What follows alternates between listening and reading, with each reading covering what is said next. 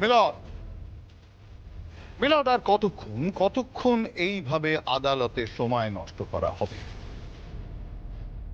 মিলন, যে সাক্ষী তার পূর্বের কোনো কথা মনেই করতে পারছেন না, তিনি কিভাবে সাক্ষ্য দেবেন? স্যার দয়া করে আর একটু অপেক্ষা করুন। আমি বললাম না উনি চিকিৎসা।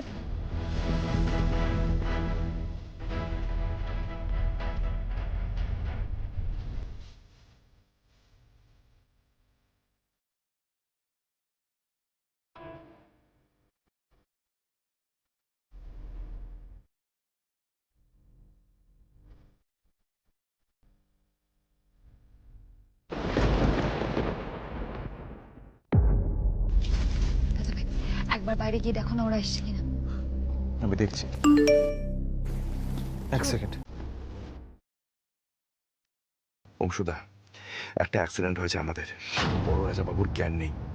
আমরা নন্দপুরা বলে একটা জায়গায় আছি, হসপিটালে।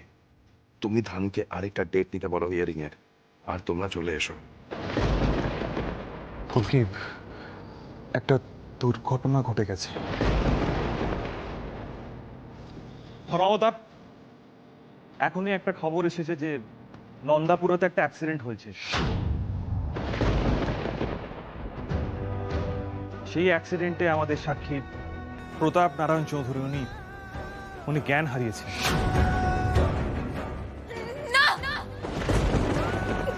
কি বলছো দাদা ভাই? আমি আমি আমি বাবার কাছে যাব। বাবার কি হয়েছে বলো না। কি বললো স্যার? বাবার কি হয়েছে বলো না। কি করে হলো? আমি অর্ডার কি করে হলো এটা? ফুলকি, এদিকে এসো, এদিকে এসো। মাথা ঠান্ডা করো, মাথা ঠান্ডা করো। এসো, চুপ করো। আবার অ্যাক্সিডেন্ট কি করে হলো? দাদার কি অবস্থা? Order order order silence in the court. বসো, খেদো না প্লিজ। Sorry my lord.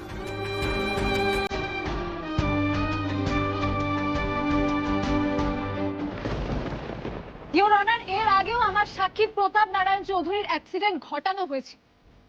24 বছর আগে উনি জাঙ্গুলি নদীতে ভেসে গিয়েছে এবং ওনার স্মৃতিও চলে গেছে। এই 24টা বছর ধরে উনি পথে ঘাটে ঘুরে বেরিয়েছে।